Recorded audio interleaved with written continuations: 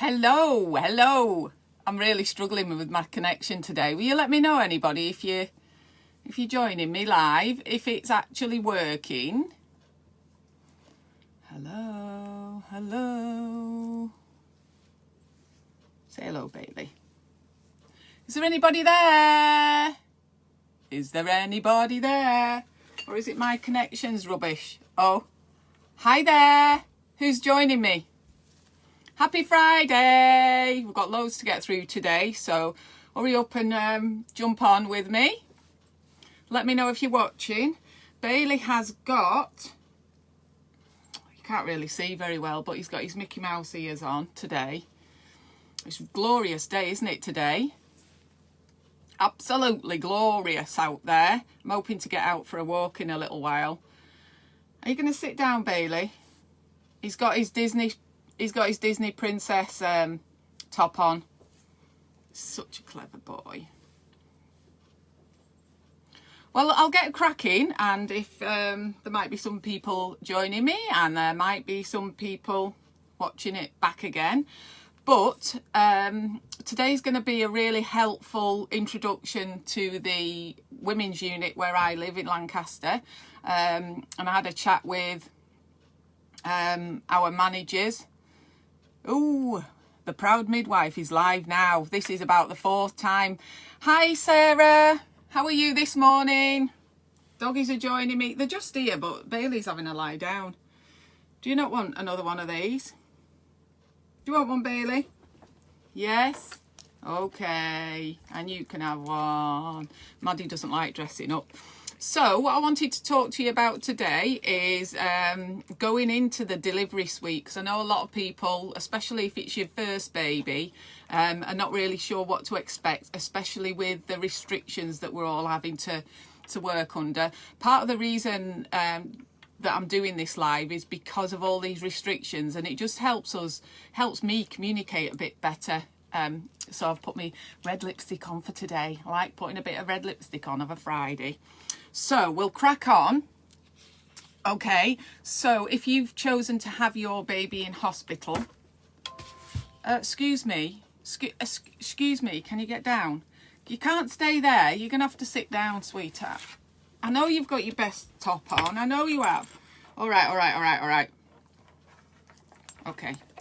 Okay, so if you've chosen to have your baby in hospital, you probably go into well, here in Lancaster we don't have a midwife-led unit. It's a consultant unit, which doesn't mean that midwives don't look after you. It just means that there are doctors there as well if we need them. What I'm going to show you first of all is I'm going to show you some pictures. Hopefully they are the right way round for you. And first thing I'm going to show you is what you will be met with. So that is, can you see, is that in focus? That is a picture of our delivery suite doors. And you can see that some of the things that have changed are we've always had the hand sanitizer there, ready for when you come in. But you'll see there's lots and lots of these keep left signs, and it's just to try our best to help with social distancing. So those are a little bit different. They're all up the stairs, and you'll see them stuck on the floor and what have you. And I want you to remember, this is the exciting start of my journey. So when you go through the doors, that's the first corridor that you'll see. And I've had all 4 of my babies in Lancaster, and each time I got through those doors, I got butterflies, because I knew it was time. And what you've got to remember, even if it's your first baby, it's the start of your exciting journey, and you're going to meet your beautiful baby. So these are the things, possible affirmations that you can tell yourself. So you've got to never forget that going through those doors isn't anything to be frightened of. That corridor will give you butterflies, because you know you're finally there if you've chosen to give birth in hospital. And be so exciting because it's time. So you can see, hopefully you can see these. I'm trying to see round. So there's me showing what general PPE that we will be wearing. So we have to wear, the massive thing that's changed are the masks, obviously. But each room has outside it a trolley like that, so that every time the midwife comes in and out, she has to replace all the PPE. And we're going through an awful lot of gloves and things like that at the moment. We would normally always wear a pinny for delivery anyway, but we're just wearing them all the time. And the other thing that's changed is sometimes for delivery we're expected to wear these to protect us. So it is a little bit weird, but if you know what to expect, I think it's a bit easier. And I'm going to take you through, dogs have gone to sleep, look, they're down here. I'm going to take you through one of our delivery rooms and what you... No. Oh, you're there, aren't you? Don't tell Bailey you've had another one. Don't tell him. Okay, so I'm going to show you what's in a typical delivery room. And just so that when you get there, one of the things that it freaks people out sometimes in hospitals. I always hear people saying, oh, there's a lot of wires, and they see lots of things that they're not familiar with. Hi Kathy, hi Andy, nice to have a bloke watching, taking an interest, so hopefully it'll be helpful, Andy. So particularly helpful for anybody who hasn't been in any of these rooms before. The delivery suites in Lancaster, that's one of the more spacious ones. They're really decent size actually, which is lovely. So we have a delivery bed in them, but you don't necessarily have to be laid on your back to give birth. But it's there for delivery if you want to use it. You can see in this corner, I'm going to talk you through what this machine is. This is called a resuscitaire. Most rooms have got fans in them for when it gets hot. And then what I want to tell you about, because I've not printed it off again, is this thing here. So can you see that's a drip stand, what we call a drip stand, and it's got a couple of pumps on it, so they're pretty standard in most of the rooms. We've got here, you can see the Entonox, which is what some people call the gas and air, and you've got a baby crib here. They are in all the delivery rooms. So this, and you can see there just in the corner, you can see the delivery trolley that the midwife uses for the bits and bobs she needs when you're going to have your baby. But that drip stand there, it's really common that we give women fluids in labour. If they've been in labour a long time, or they're feeling really nauseous and vomiting sometimes, sometimes we might need to give you some extra fluids. Hi Becky, how are you? Good. I was going to say morning, it's afternoon now, isn't it? Okay, so that drip stand there, very often we just put fluids through it, just saline to rehydrate women. So that's nothing that high tech. It's just a really good way sometimes for some ladies to rehydrate them and stop them getting rid of the fluid if they're being sick all the time. And then all those plugs on the back wall, they're all, it looks like there's a lot of wires there, but some of those are just, you've got obviously the fan that'll be plugged in, the bed's plugged in because the bed's electronic. Above the bed, you can see where the TV thingy is. If you want to watch something, you have to pay for a card for that, to use that. And so I'm going to talk you through some of these things.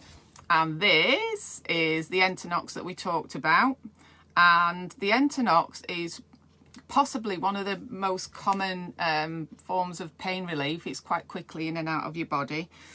A lot of women choose to use that, and it comes, so you've got that tubing, and you've also got one of these which is new for every lady, and that's the mouthpiece. It goes on the end of the Entonox tubing, and that's yours to use in labour, and then it gets thrown away.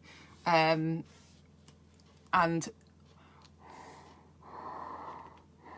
that's how it's used. Hope you're having a nice day. Thank you, Becky. That's very nice of you. I'm going to have a nice day with the dogs later. I'm going to go out for a walk in this lovely sunshine. So that's the Entonox.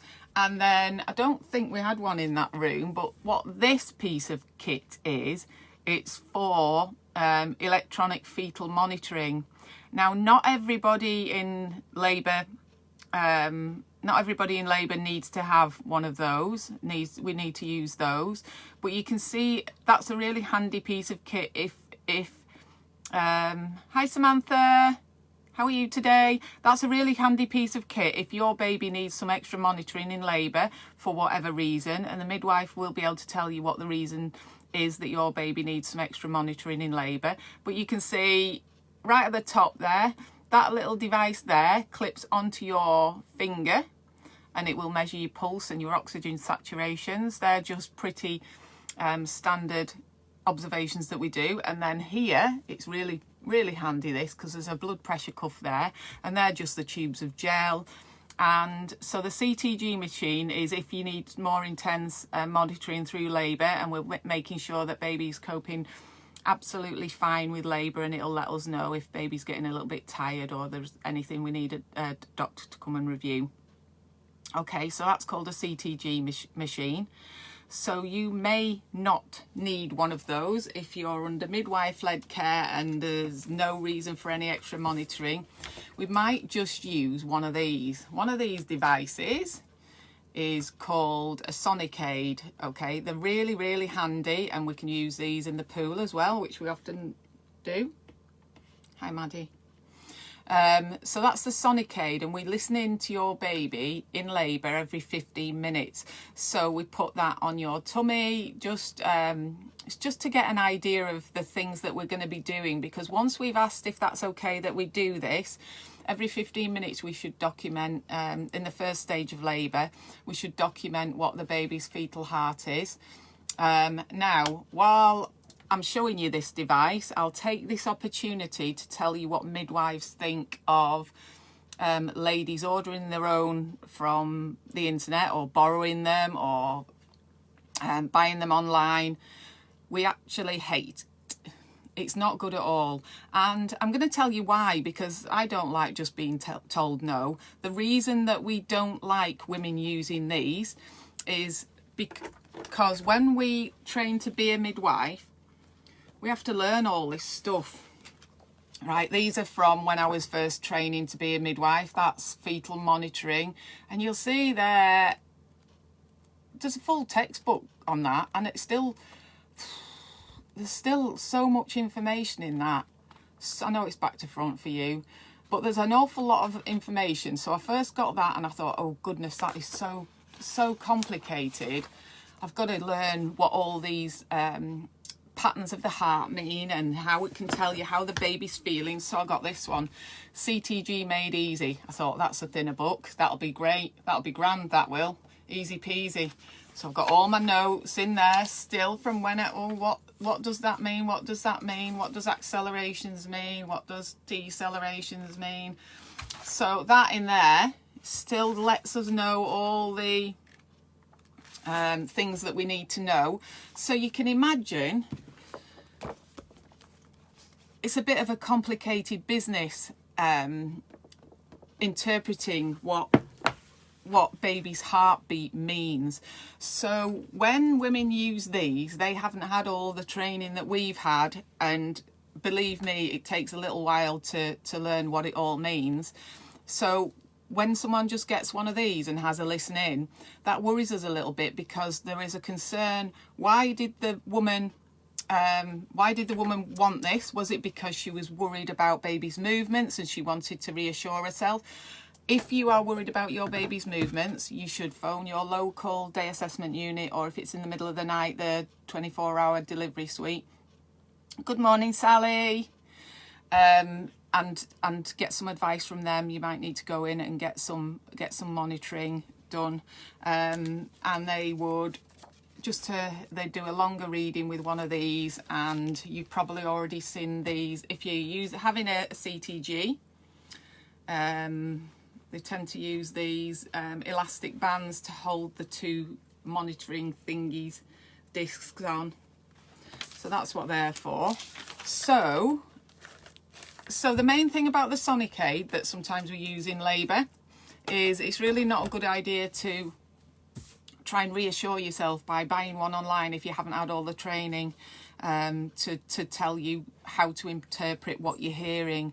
What we don't want is for you to get some false reassurance if there's a problem that needs addressing. So that's all I'm going to lecture you on that. Okay, next thing I'm going to show you is this. Okay, so that's the device that just sits on the wall, usually behind the bed. Hi Kaylee, how are you this afternoon? It's 10 to 1 already. I need to get my skates on, don't I? So that's just a nurse's call bell. The midwife looking after you will probably put that in hand's reach for you for when she nips in and out of the room, if you need anything. So that when we press that orange button, the midwives often use that when they're in the room and they would like another midwife to come in the room, because we normally will have 2 midwives in the room for delivery, just an extra pair of hands to help us out and document. So that noise is a bit like a beep, beep, beep, beep. So that's one thing that beeps. So that's not anything to worry about. It's not anything serious or for anybody to stress about, but that is one of the beeping machines. And also, can I tell you that the drip stands, those electronic drip stands that I showed you before, they do a lot of beeping as well. So they start beeping when they're running out or when there's a tiny little blockage in it, just to tell us that it's not functioning properly or it's at the end of the infusion. But this one does a little bit of beeping if you just want to ask someone to come in the room. However, there is also an emergency buzzer. The emergency buzzer, if it's pressed in another room, you will be able to hear it in your room. Hi Natalie, how are you this morning? Thank you for joining me. So if the emergency buzzer goes off in a different room, everybody on delivery suite can hear it. And it's not anything for you to freak out about. What it means is that the midwife who's looking after the lady in there is just asking for some help quickly. So it's just to tell us, hi Amanda, how are you? I've missed you, Amanda. Hope I'm going to catch up with you soon. So the emergency buzzer isn't anything to get stressed about. It's you know, you hear it every now and again, but it's just a way of the midwife in the room communicating that she would like some help and she doesn't want you to take 15 minutes to get there, because lots of the time if we get help immediately, it's really efficient way to sort a problem out, whatever that is. So that's a bit more like a siren. I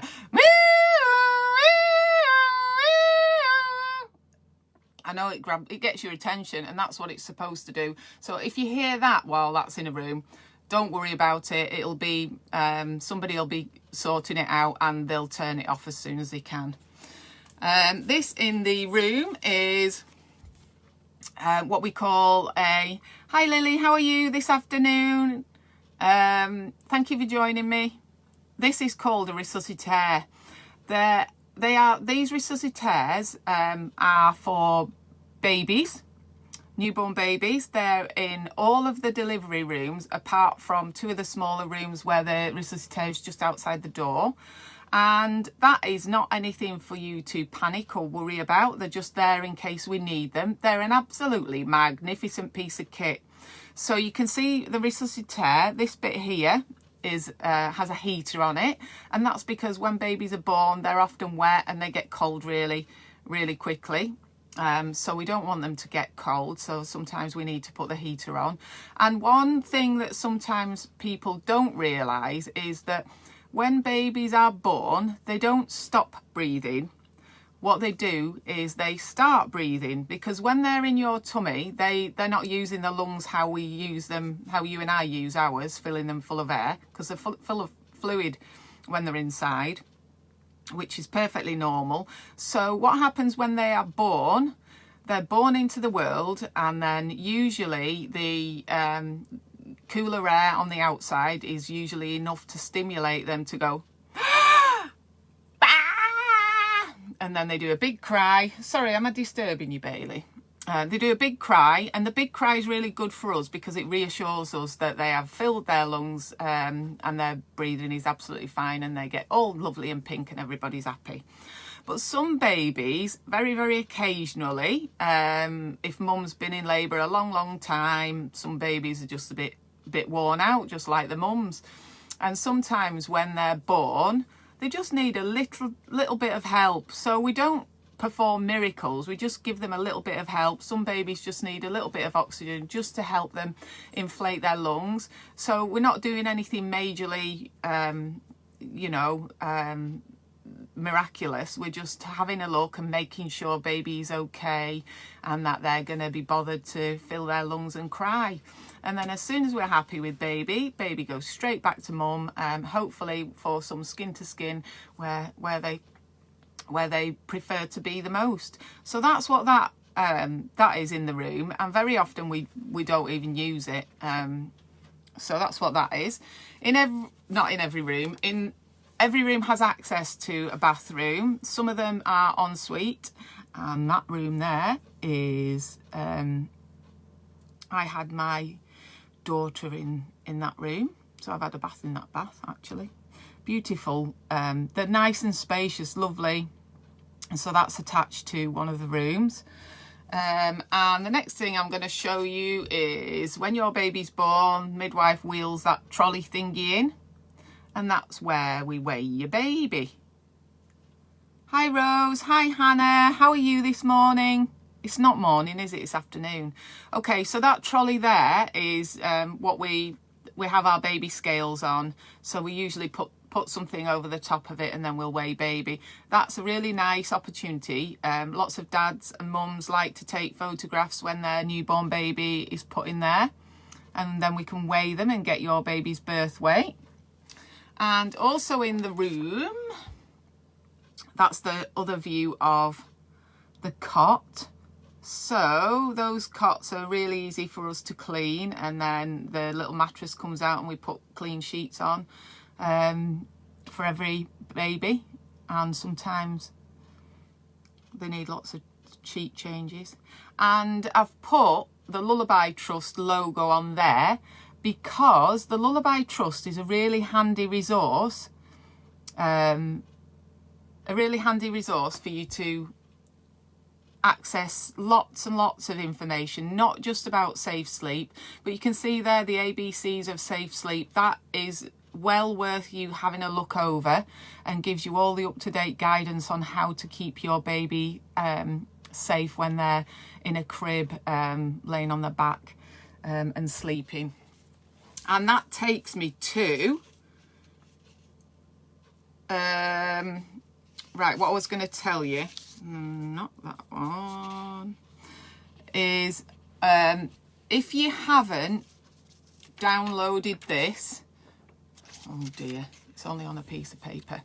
If you haven't downloaded the Health Zone UK app, it can be downloaded onto your phone, and then once you've got it downloaded, the Health Zone UK app, and that's the little logo, you can search for Maternity Matters, which is our trust's information. And I don't know whether you can see on there, but there's loads of information on there that you can just access on your phone. Loads and loads of really helpful information. Or that logo, the Maternity Matters, if you're having your baby in this trust, the blue card that you got at booking should have the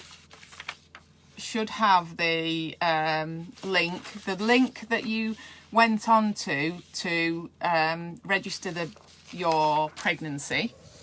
And also I've had a little look, because one of the questions people were asking me in my clinics was about the COVID restrictions at the moment. So I've found the right page, So Maternity Matters, you can see it says maternity services, and then it tells you about guidelines for mums and birthing partners. So that bit there with the orange banner tells you the up-to-date information on who can come, who can't. So I've also spoken to the managers of Delivery Suite and also the postnatal ward. And so partners are allowed for induction of labour, but they're expected to stay in the room on the ward and only leave when absolutely necessary. And somebody was also asking me on the ward, so your partner can't stay on the ward after you've had your baby. And somebody was asking me about what happens when it comes to being discharged. The managers said that they're trying to space out the discharges to make it safer for all ladies. And when the partner comes to collect mum and baby, he can bring the car seat up, and the maternity staff in the ward will come to the entrance of the ward, collect the car seat, help mum with all the belongings, and then help mum out of the ward, and then where she can be met with her partners. As I've already mentioned, all the midwives will be wearing all the PPE that we've already talked about, that you'll probably be used to. And it is a possibility, if everything's normal and you don't need any observations or any breastfeeding help, and you're really keen to go home, manager of Delivery Suite said that they have cut down the stay to less. It used to be a 6-hour discharge, but if everything's normal and there's no concern about mum or baby, it is a possibility for mums to stay less than the 6 hours and go straight home from Delivery Suite, which would be amazing. And I've been asked to tell you, I've been advised that there is still lots of support on the ward. There's still lots of breastfeeding help. It's just that, the issue about the partners not being able to stay. You are actually, I think I've read it on the Trust website that I'm sure I read it on this bit here, that you're allowed one partner for the 20-week scan. Loads of breastfeeding support, and also if your baby is having some transitional care. And what I mean by transitional care is some babies need some extra observations, and some babies they're just being kept in for some monitoring, or maybe they need some antibiotics or some other treatment. If your baby is having special transitional care on the ward and mum's still in hospital, partners are allowed to visit for 1 hour between 6 and 8 p.m. So I've told you about the app. So you can see the website there. So that's the website that you go on. The reason I've printed that book out is because I think it's amazing. When I had my babies, they used to give you a hard copy of that book, the purple book. And you can access that. It's really easy to navigate your way around that. If I can navigate around it, anybody can.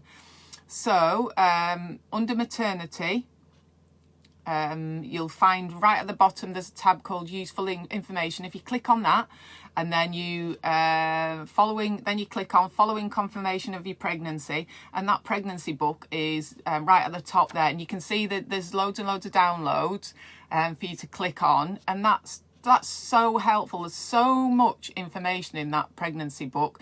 I would recommend you all have a little look at that. Also in there, which is really important to mention, that on this website, when you go on that first page, it tells you about coronavirus restrictions, but it also says get information about looking after your mental health during the COVID-19 crisis if you are pregnant and or a new parent. So I think that's really helpful to know that there is some help and really easily accessible resources for you to use in pregnancy and afterwards as well, because we all acknowledge it's a really difficult time at the moment, isn't it, of uncertainty, but we got to get through it. We've got to get through it together, haven't we? Okay, so the the other thing I wanted to mention, that on this website, you can click on, you know, all the tabs I was just mentioning. You can click on one. Good afternoon, Jenny. Nice of you to join me. We miss you, Jenny. We miss you. One of our amazing midwives. Hi, Colette. How are you? Nice of you to join us. So what I was going to tell you, just that when I was scanning through, there's a section on postnatal care, and I did find a really helpful piece in the under the postnatal care bit, and it's a little YouTube clip of one of our most amazing midwives, Carla Clark. She's too lovely for words. She does a little video clip explaining what the ICON campaign is, and it's basically, you might have heard it, ICON. If you haven't, you can look it up, but it talks you through coping with crying and explains how newborn babies crying is absolutely normal. Basically, that's how our babies communicate with us, and they can't say, "Mum, please can I have some milk, I'm starving, hungry." They just have to cry, and you have to just keep trying different things till you find out what it is that they want. So it's basically your baby's way of communicating with you. But if you look at that, I would recommend looking at that little video. It's really helpful, because sometimes, especially during these crazy times, people don't have the same support systems as they might have done when we're all allowed to mix. Right, okay, and so we've talked about mental health in pregnancy, and I will continue to talk about mental health all the time, because lots of people struggle during these times. We see it on the news all the time. Lots of people are struggling with isolation and not going out and not having that social interaction. So that's why I'm doing this. So I was just looking around for information, and I found this really, really helpful. This is for me to read, so it'll be the wrong way around for you, but it's Tommy's. So if you Google Tommy's, and it's called 8 Ways to Manage Anxiety in Pregnancy During the Pandemic. Really helpful to use. It's updated in April this year. Number 1, avoid the constant news updates. I think access from the news what you need to access, but sometimes I think it can, to all the time, be tuning into lots of things that are very, very negative and upsetting. I would just choose how much you look at it, because sometimes it gets too much. Number 2, bring yourself back to this moment. So that's pretty much mindfulness that I was talking about in the last live. Something I saw, I don't know who said it. I think it might have been Gandhi. Might not have been though. Living in the past is depression. Living in the future is anxiety. And living in the present is peace, which is really helpful. And mindfulness, if you remember back, is all about living in the moment and learning to appreciate everything that is around you. So when you go for a walk, it just really helps to ground you. And, you know, I've talked about tips that you can use for mindfulness. And some of those are your 3 things. The present is a present. It certainly is. It certainly is. The present is a present. And sometimes one of the things I thought about, it triggered just a thought when I was looking at, what does it mean living in the present? Living in the present, what does it mean? Being mindful, grounding yourself, going out in nature and taking notice of things that are around you. Well, I always think it's a little bit like, you know, when you go on holiday, or you do something really amazing that was really good. When you're actually there, you're just going through the motions, going out for a day, going out on a boat trip, going out for a meal, and then coming home on a plane. And then it's not until you get home and you go, oh my goodness, do you remember when we went to Rome and the sky was blue and we saw all those ancient monuments, and do you remember this, do you remember that? And it's getting you to think like that, but in the present. So when you go out, you go, oh my goodness, look at that building. So how much care has somebody taken to build that? How beautiful is that plant? How lucky, look at this, sunshine. Sunshine, I think it's sunny because it's Friday and it's my day off, so I can go out with the dogs. They will absolutely love that. So that's what living in the moment and trying to get the best of what you've got at the moment if you can. Number 3, call a friend or family member. It is all, if you're feeling down and fed up, it's always good for you to speak to somebody that you're close to or you trust. Number 4, be kind to yourself.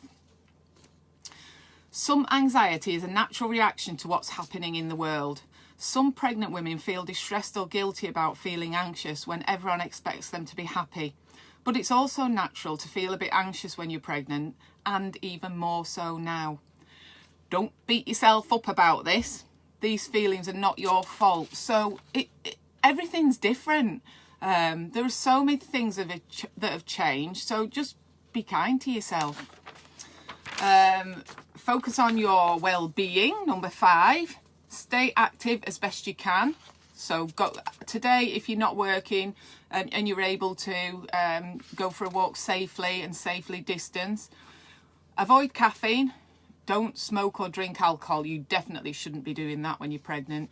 Eat well. So those of you who've been following my Proud Midwife page will see some of the recipes that I've just shared, and they're just that I'm not doing anything special. That's just what's on my my meal planner for the week. And I was a little bit disappointed about over lockdown the amount of junk food packaging that I was seeing in recycling bins, just mountains of them.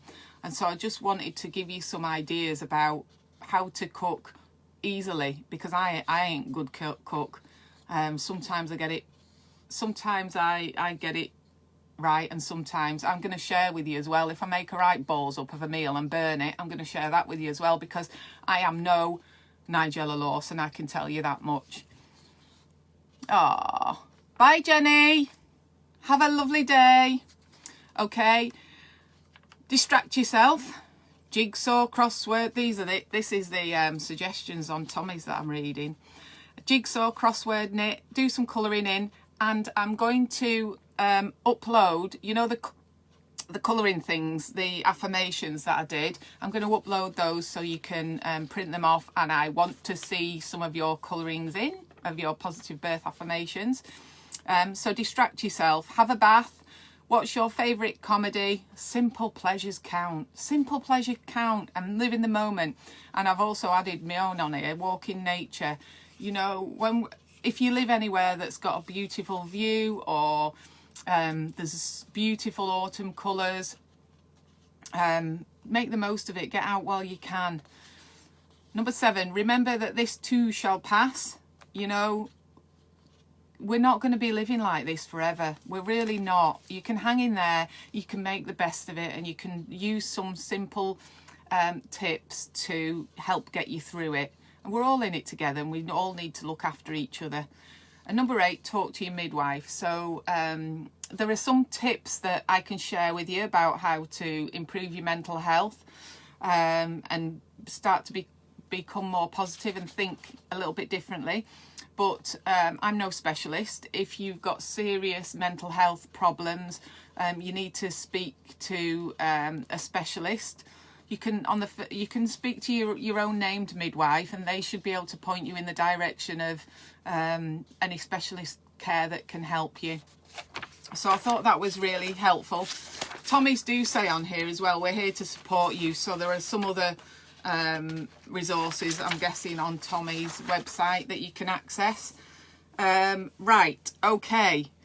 Has anybody heard of the reticular activating system? I think that I've probably mentioned it loads and loads before. And my interest in how the brain works came from when I did the hypnobirthing teaching course, and there were lots of tips and tricks, positive birth affirmations, breathing, visualizations, stroking. There were lots of things shared that we were taught to teach, which are lovely and they're helpful and they really do work. But I wanted to know why they work. So if somebody just tells me to say over and over, I am confident, I am calm, I am confident, a lot of people do think like I did and thought, how's that going to help anything? You know, that's not going to help with your pain, you know. So I wanted to have a look into how the brain works, why these techniques work, if they actually did work, and I've learned so much about how the brain works, lots of neuro-linguistic programming, and I've learned what the reticular activating system is. The reticular activating system sits somewhere at the back in your brain there, and it's, in a nutshell, it's your brain's filter. The last live that I did, I think it was the last live, I talked to you a little bit about how your brain takes in information, and it can't possibly take in all the information that is around you, all the smells, tastes, sights, sounds, you know, it's impossible. So you need a part of your brain to filter out some of that extra information, and your brain somewhere along the line has to decide which bits of information it's going to take in and which bits of information it's going to filter out. So I want you to do an experiment. If you're watching on the later and you're just catching up, you can do this. So if it's safe for you to do so, I want you to close your eyes. Close your eyes. I can see you. Close your eyes. Are they closed? Open them again. I was just testing. Okay, so what I want you to do now, open your eyes. I want you to have a look around the room that you're in. Come on, have a look, have a look, have a look, have a look, have a look. Are you looking around the room? Come on. So I want you to have a look around the room and notice everything that you can see that's beige. Right, clock all the things that you can see that are beige. I don't mean magnolia, I mean beige. You know what colour beige is, don't you? So I want you to have a look around the room, eyes open, having a look around the room, and keep in your mind all the things that are beige that you can see. Okay, you done it? Right, now I want you to close your eyes. Okay, close your eyes, Maddie. Close your eyes. Close your eyes. Are they closed? Okay, tell me all the things that you saw in that room that were green. Can you do it? I'm just looking at this camera and I know this room back to front and I can't think of anything that I saw that was green. Hi Lauren, thank you for joining me. So that little experiment is just to highlight to you the things that you ask your brain to focus on. That's what it does. So even though you're looking round, and I can see now, I can see a CD box, I can see books, I can see that green bag up there. But just in that moment, I just couldn't, because I was so focused on trying to find everything that was beige, I blocked out everything else. And so that's how your reticular activating system works. So that is an actual thing. Isn't it clever? So to explain these things a bit better to you, I found a couple of, well, one in particular, a YouTube clip. Hi Lucia, how are you? Thank you for joining me. So the YouTube clips that are absolutely wonderful at explaining this, and I had to check this one out because that there, how to brainwash yourself for success. So this, you can use this at any stage in life. So if you look at how to brainwash yourself for success, that is just amazing. And it explains, can you see there? It says, what is the neuroscience behind affirmations? And so that they're just everyday affirmations, that the phrases that you repeat to yourself over and over and believe them. So that little YouTube clip, I think it's about 5 minutes, will just explain to you how your brain works and how affirmations actually work. So it's just basically trying to reprogram the way that you think. Right, now you know how affirmations work when you've watched that. I just looked up, and boy oh boy are we lucky to have the internet, YouTube. None of this was available when I had my babies. So I've looked up. So this top one, it's called Connecting to My Baby in the Womb. So if you put that in, and it'll say 6 of 13 affirmation meditation. I picked that out, and I've showed you some others before. There's a whole load of them. I'm presuming there's 13 of them, but I thought they were really lovely because the woman's voice is really soothing. And that one there, what's that one called? Birth affirmations spoken. So 40 calm birth affirmations. That's what that one looks like. And this one here, if you're really getting into it, 8+ hours sleep affirmations. So that's not related to pregnancy. That look, you can unlock your life. That would help anybody. So the idea is you can actually, if you wanted to, you can stick that in your ears and listen to it all night long. And the sort of theory behind that is when you're going to sleep and when you're... Oh, here's my son coming in, asking me what I've done to the dog. What have you done to that dog? Nothing, I've not done anything. You can take his hat off if you want. He's absolutely fine. Can you take it off for him then, Dan? Yeah, I will. So, oh, have you come back to see me? Thank you. So that there, if you look up that, 8 hours, just try it. And these are, I've not just made them up. These are actual things to help you be calmer for labour. And so we've talked about hypnobirthing and some of the techniques. Yeah. Some of the techniques, but these techniques don't work unless you practice them over and over. And the theory is that you're by doing something over and over, you are strengthening new neural pathways. So actually your brain's going, oh right, okay, this is relaxing, this is that relaxing thing we do. So I've shown you those, and I've put there on my list some practice of being grateful is always a positive thing to do and really good for your well-being. I always try and think of 3 things every day, and I'll share with you what my 3 for today is. I'm grateful again for my job and that I haven't got coronavirus. Touch wood. Hello, darling. Have you come? What have you brought me? What have you brought me? A rubber snakey? Come on. Come on then.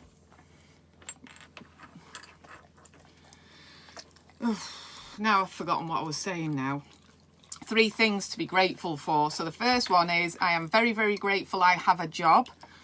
And not only that, a job that I love, and I get to speak to people all the time. And when I don't get to speak to people, I get to talk to myself like this. Hi, Caro. Hi. It's nice of you to join me. Hi, Teresa. How are you? They only want me for my treats. So the second thing I'm grateful for is social media, because, oh my goodness, you could pretty much learn how to do anything you wanted on social media, YouTube, the internet. So if you're having a bit of a rubbish time, especially with your mental health, and you think that you'd really like to do something to improve it, you can just type it into any search engine. Just type it in, and you get a long list of things. People have done the research. People know how the brain works. You just got to do it. But sometimes it's just keep doing those things. And the other thing I put on my list was having a notebook. This is mine. Hat Hustling Mofo. So I love this book. And I think it's really, really an amazingly wonderful thing to do a little bit of journaling. So you can just get any notepad and start noting down your thoughts. Sometimes that can be very therapeutic if it's something that you want to get off your chest. But also, if you put dates by things, that's going to be such a valuable piece of history because, you know, as we said before, this too shall pass. And we'll look back on this in 10 years' time when we've got a vaccine and corona's a thing of the past, you know. And I did have a pregnancy journal and I just filled it in. And, you know, it was saying things like people who were in the media at the time, any special things that had happened. And this is one massive special thing. And if you write it down, I like writing things down because I forget. You know, I can't even remember my baby's first words and stuff like that. You know, my husband has to remind me. So write them down. And, you know, you can have all kinds of lovely things to do, like, you know, nice messages to your baby. Right. And so I was going to show you, we're nearly done now. Oh, I've done well to keep it under an hour, haven't I? So just to remind you that I've done these. These are for you. So I know it's going to be back to front. Bring it on. I was made to do this. I am relaxed and calm. I quite like that one with the butterfly on. And then I've got one of the rainbow tree that I've painted. That is professional level, that. So they're things that you can colour, and I'll put them on if you want. And if anybody has any suggestions, and you'd like any more with any specific affirmations, I'll do those special for you. I'll do those as a special commission and I'll share them with you. And I'm also going to share this positivity pledge, and I would love for everybody, I'd love for all pregnant women to have a copy of this somewhere where they can see it and read it every day. Next to the bed for when they wake up, next to the bed for when they go to sleep, and I'm going to read it for you. I shall no longer allow negative thoughts and feelings to drain me of my energy, which is what they do. Instead, I shall focus on all the good that is in my life. I will think it, feel it, and speak it. By doing so, I will send out vibes and positive energy into the world, and I shall be grateful for all the wonderful things it will attract into my life. So if you think positive, you'll attract positive. Maddie, and I just wanted to quickly mention what I'll be talking about next week. I'm pretty sure I am working next Friday, so Friday is not a day off for me next week, although 12:30 I can stop for lunch at 12:30, I think, if it's convenient. So next Friday I will try my best to do a live for you. It's always lovely to catch up. Hi Claire, how are you this afternoon? I'll try my best. But I probably will be just sat in my car feeling like Billy No Mates. Hi Anne. Hope you're all right this sunny afternoon, Anne. So I will try my best, but I'll be in my car and no doubt people will be walking past laughing at me talking to myself. But it'd be nice for you to join me. And I was just going to do a little bit about food because, you know, I've been bombarding you with things that I've been making. So I'm going to carry on doing that. Hi Anne. And one last thing, I heard this song the other day, and music is one of the best things, isn't it, for hiring your vibe. And one of the things I do every day, pretty much, my family think I'm bonkers, is I like having a little dance with the dogs. So this song came up, and I don't know whether you can hear it, but me and the dogs are gonna say bye and have a little dance to a bit of Ollie Murs. Put my teeth back in. Dogs love this one. Are you ready? Come on, you can even do this when you're pregnant. Come on, dogs. Oh, they'll come for treats. I think Ollie Murs should be. This should be the soundtrack of the NHS, shouldn't it? Come on. Come on, Maddie. Come on.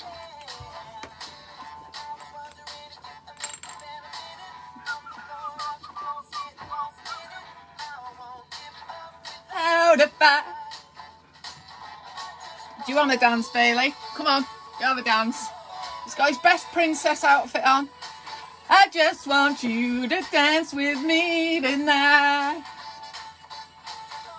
Ooh, ooh, baby, I'm gonna go. Happy Friday.